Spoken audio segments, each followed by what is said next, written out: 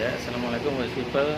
Tadi terhenti karena kita ada telepon masuk dan salat maghrib. Tadi kita bahas terkait bagaimana ikut Piala Champions Asia melawan klub di Vietnam tadi menang 4-2. Bagaimana sebelum berangkat pemain itu demo mogok lah istilahnya begitu. Jadi karena masalah gaji dan lain-lain, dan itu setelah juara kompetisi Galatama tahun 92.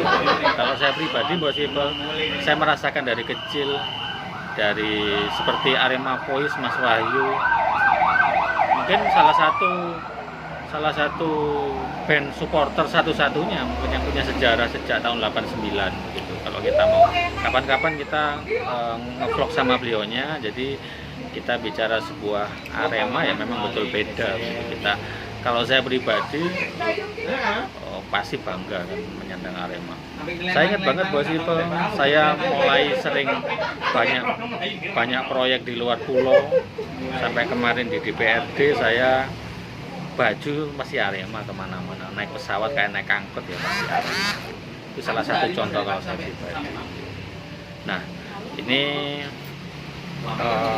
mungkin kita lain kali kita eksplor lagi, tapi dua hal yang mungkin akan saya tanyakan terakhir Pak M. Bagaimana tadi sambung, terus mungkin sedikit dibahas tentang dualisme ini sesuai yang ada di buku. Sebetulnya kalau saya pribadi juga paham detail-detailnya, Pak M tentu lebih paham lagi karena sudut pandang beliau itu sangat ya luas, karena dengan berbagai person kunci sangat kenal, sering menggali banyak hal begitu. Nah, lanjut yang terpotong tadi Bos People. Ya baik, saya lanjutkan kaitannya dengan beberapa dinamika yang sedang dialami oleh Arema dulu, sebelum ini beralih ke Sentul tentu. Sejumlah persoalan selalu berputar pada urusan biaya, selalu urusan pada dana. Untuk urusan kekompakan tim, teknis permainan, saya kira Arema tidak terlalu banyak persoalan itu. Tapi kalau kembali ke urusan dana, ini yang menjadi problem.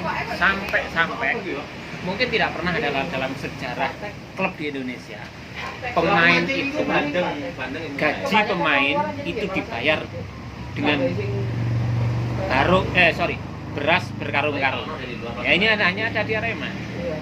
Jadi pemain itu mau menuntut gaji bulanan karena tidak ada dana, yang ada hanya beras di kantor Arema waktu itu. Ya sudah, pemain pulang dengan membawa sekarung beras. Dan itu yang dialami oleh salah satunya adalah striker Panus Korwa. Itu tertulis juga dalam buku saya. Nah, unik. Saya teringat ketika pemain akan berangkat ke Makassar, itu juga demo juga. Artinya mereka juga malas-malasan karena tidak ada biaya gaji waktu itu juga belum jelas. Tapi pemain tetap berusaha loyal, tetap berangkat ke Makassar. Itu pun akan bertanding masih bergolak lagi. Nah, di tengah suasana yang sedang bergolak itu ada salah satu pengusaha yang dikenalkan sebagai seorang pengusaha datanglah ke hotel di Makassar.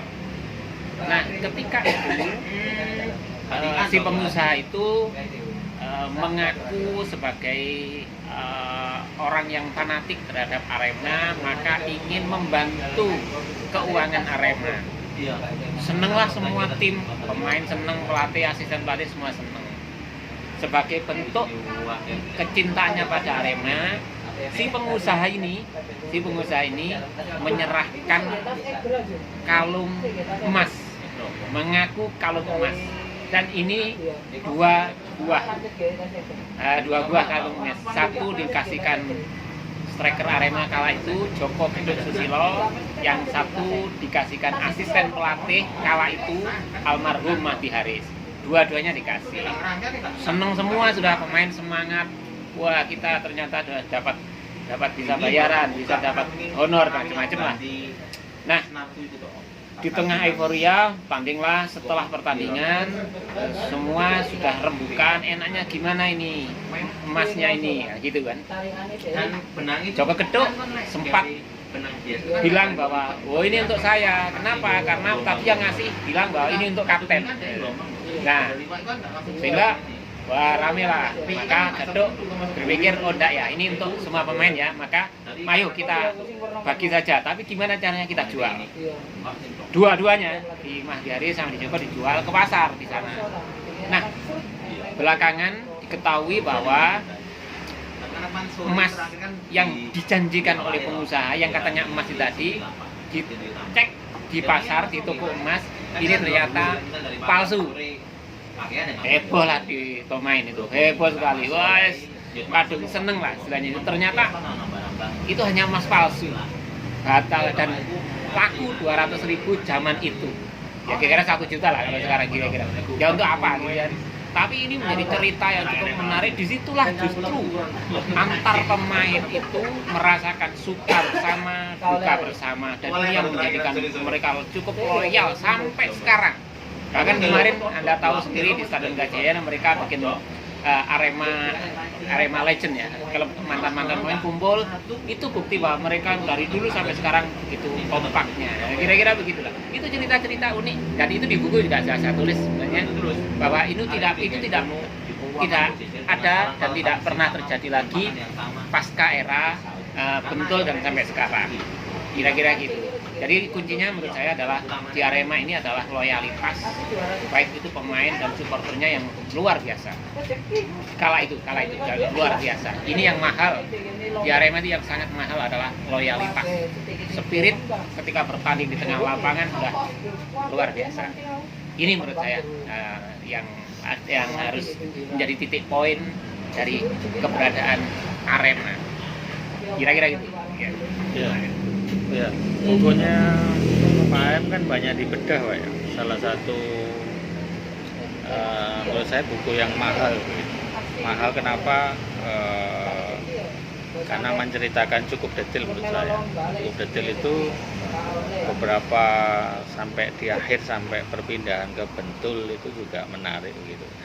Mungkin nanti kita lebih eksplor lagi, Pak M. Tapi kita tutup sesi ini dengan sekarang menurut Pak M bagaimana kita mengarah menggali potensi, sehingga kalau bicara Arema zaman dulu, kemudian kalau kita bicara statistik rekan-rekan, dari 2019 sampai 2009 kita itu 10 tahun satu dasawarsa ini itu adalah kita tertinggi rata-rata pertandingan kandang, sehingga itu sebetulnya sebuah kapitalisasi yang luar biasa, yang ya kita klub besar gitu dari kota kecil, itu jangan lupa boys people. Jadi rivalitas apapun bagi saya pribadi, saya sebagai lahir di kota Malang, kebanggaan ya bagi saya ini luar biasa, sebuah fanatisme yang tercipta lebih dari sekedar bola gitu. Ketika kita di luar kota kalau bicara Arema begitu bangganya. Nggak suka bola, ini cerita Pak. Jadi waktu dulu teman-teman yang dari luar pulau kuliah, adik tingkat saya itu apa Arema, tapi ketika nonton langsung jadi Aremania. Begitu mereka kena virus ya, bukan virus lah, kena fanatisme dari Arema itu. Sehingga kata kuncinya sebetulnya sekarang sudah menjadi industri, nilai yang mahal. Tentu kalau Pak M tadi ngomongkan banyak beberapa, bagi saya pribadi kemarin ada yang kritik dari tetangga sebelah terang bahwa itu dinamika dan itu akan mendewasakan dan membesarkan gitu. Nah, untuk penutup ini Pak M, mungkin menjadi sebuah ya kira-kira semua ya, tadi sebenarnya bicara Arema Voice sudah membuat beberapa album dari mulai 89, itu menurut saya band satu-satunya yang menceritakan tentang klub sepak bola gitu, bagaimana bisa mengarang lagu untuk Arema sekarang sudah banyak, sehingga saya sendiri sekarang di Bulurejo kelurahan saya juga mengkoordinasi teman-teman bikin komunitas Ongis Boys begitu.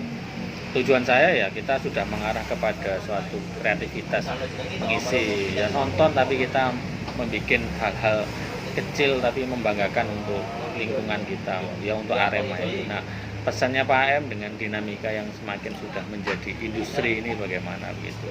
Tentu masih banyak kurangnya, tapi ya itulah, apalagi Arema yang mana? Waduh, yang IPL atau ISL? Kalau bagi saya kita sebagai ini adalah kita serahkanlah kepada yang berwenang gitu, karena tidak mungkin kita ini, tetapi menyikapi dengan baik.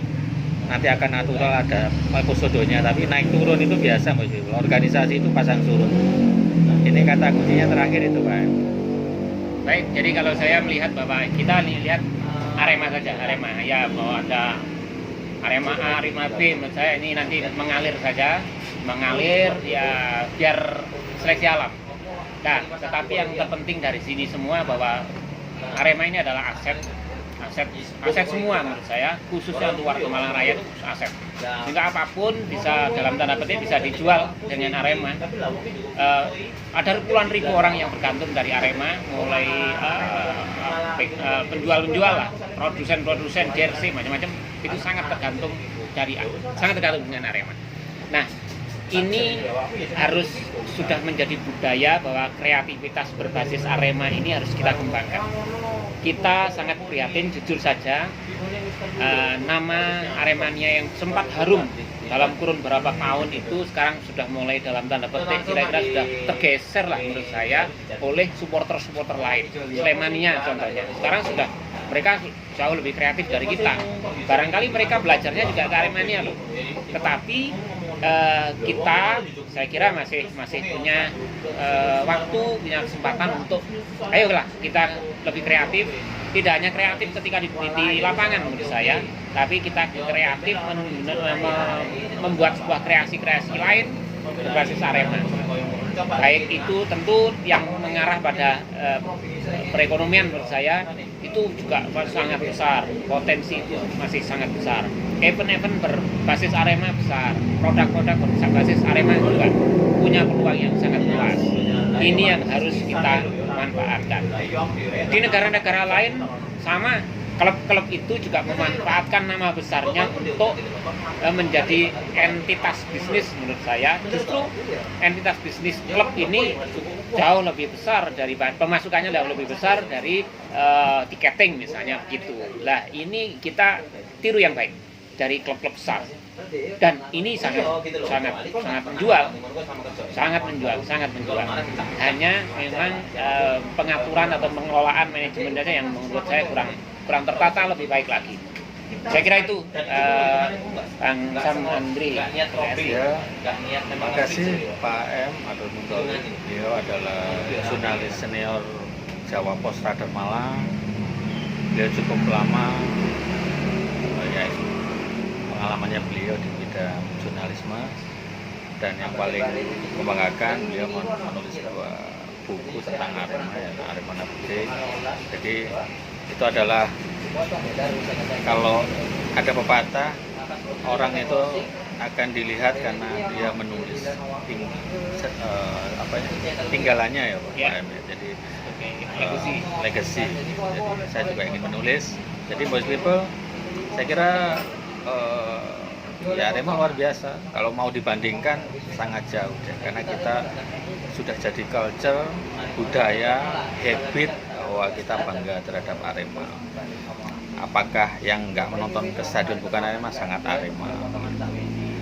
Sebenarnya masih banyak. Saya memahami. Saya sejak ketika juara 8 besar 2000 di Jakarta itu lawan Persija menang 2-1 itu. Ya yang sewa gerbong 2002 ya. 2000 ya sekitar itulah. Saya agak lupa, cuma saya nonton bagaimana naik kereta itu. Wah. Terus kita turun di mana Pak ya? Di Senen itu ini nyata.